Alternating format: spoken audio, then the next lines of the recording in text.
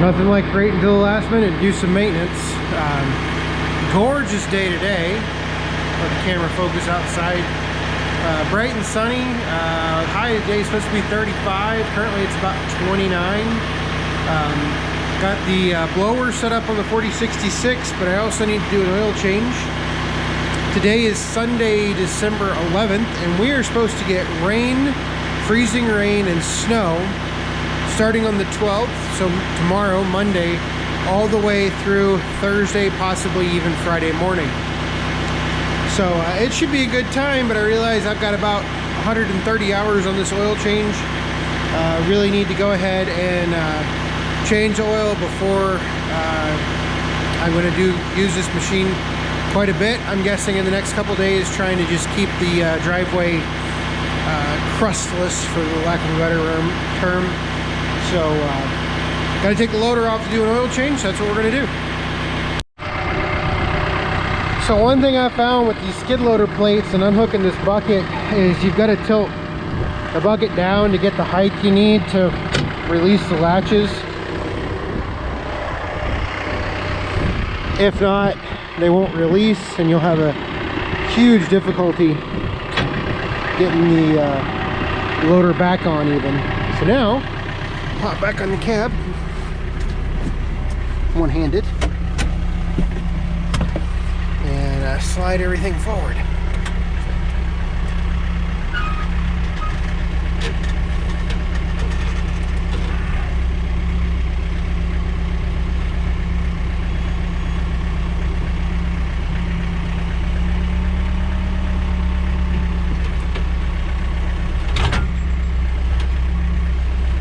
Loader is always such a pain to get off with that skid loader plate on there. I think I'm clear now. So we'll turn it off, settle the loader down like that. There we go. And we can take the hoses off. All right, so we have to remember that I've got an extra connection here. I have the connection for the actuator, and one of the things I have always disliked about this loader is the fact how tight everything is. You can see why I just take it off to do oil changes.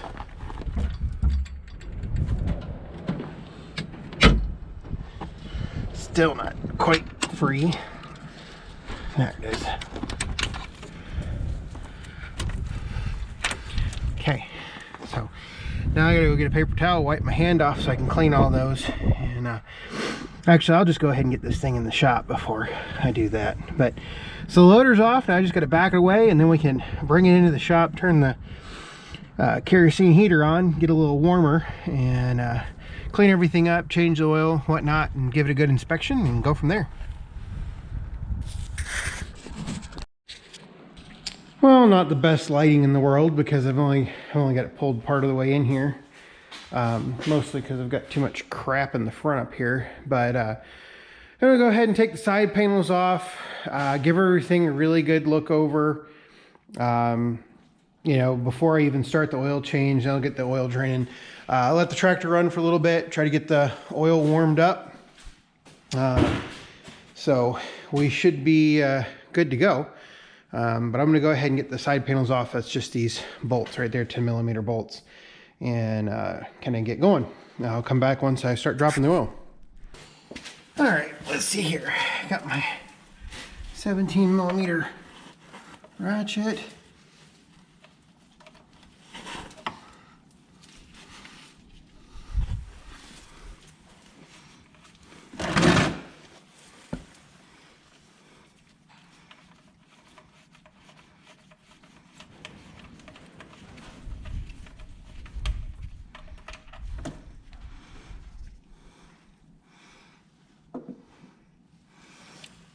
We'll let that drain for a little bit,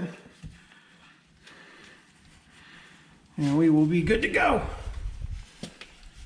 The engine oil was perfectly full, no problems there, didn't use any oil.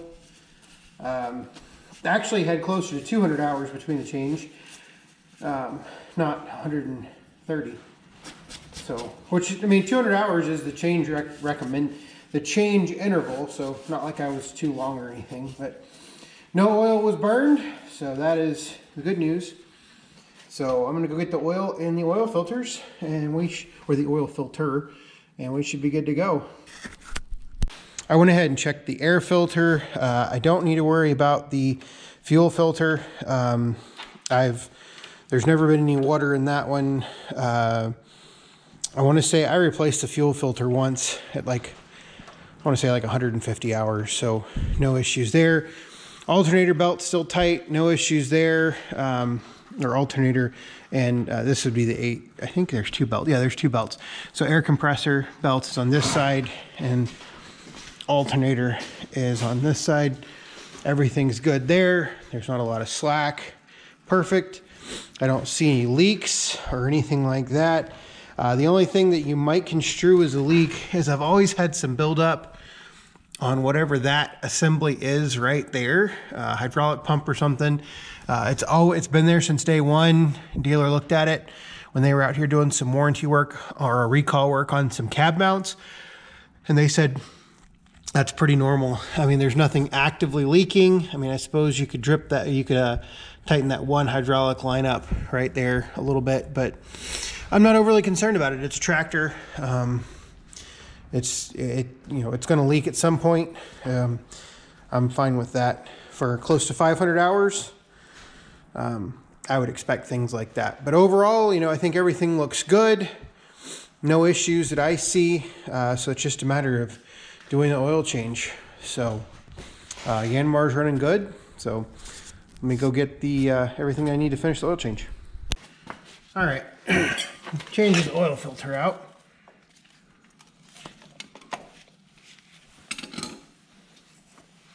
Keep my hand out of the way.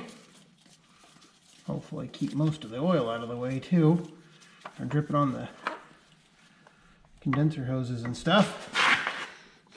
Because a lot of times what happens, the last couple times I've changed this thing, the oil comes out of that and drips down on the coolant hoses, and I believe it's the pressurized AC line, and basically just causes all kinds of mess because it gets in that weave of the kind of Kevlar protecting part of that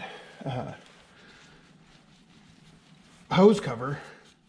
Just not cool. All right, I'll put the new filter on there.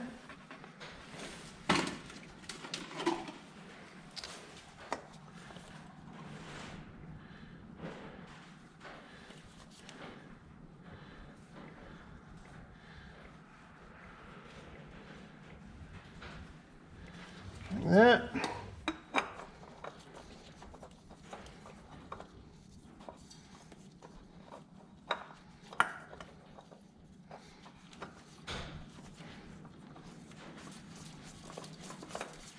There we go, like that. Hopefully just dump that little oil and a whole lot less mess. That's what I like to see. The less mess, the better. Got a couple small drips that I can take care of.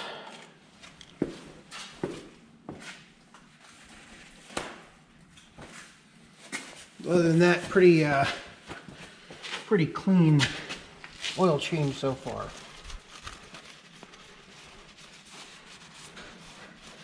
And I'll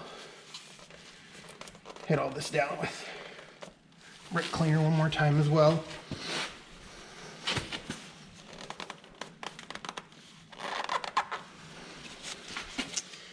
Quarter turn past touching. There we go. That should be good to go. So now we can put the oil in right on the oil filter, or should be good. So let me get set to put the oil in. So I'm just adding the John Deere Plus 52 15W40 oil that I've historically used. I buy it by the 5-gallon bucket. And I've got about, I think, the correct amount in there. We'll go ahead and pull the dipstick. Might need a little bit more. Yep, I need a little bit more because I got to account for the filter filling and a couple other things, so got a little bit more to add. Let's go ahead and get that done. Buying it by the 5-gallon bucket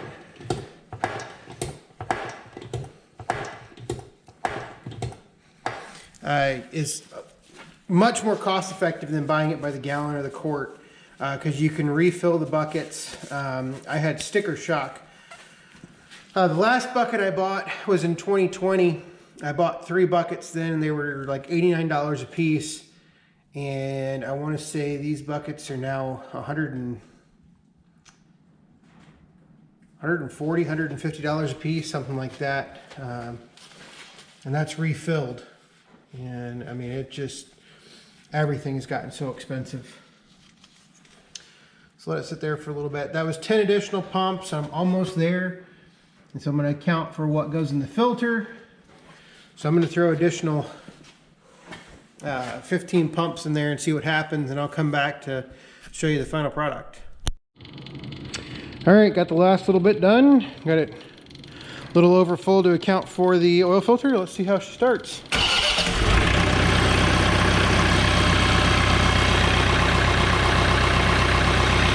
No oil pressure, oil warning light.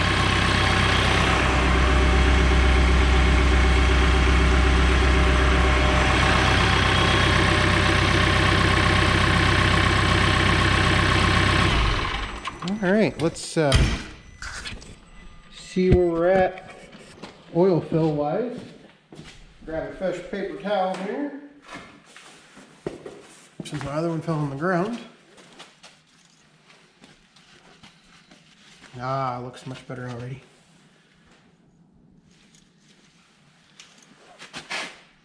Just a little bit below full. Perfect. I'll take it. So we are good to go. I remember last time that I changed the oil, I had a small leak on the oil pan drain plug, so I'll monitor that. I got the filter tight and got the oil fill plug tight. So I think we're good to go. I'll get everything cleaned up. Got all of the hydraulic couplers cleaned up so we can get the loader back on here, and we should be good to go. So if the camera battery is good enough, I will do the loader, putting the loader back on. If not, we'll call it good here.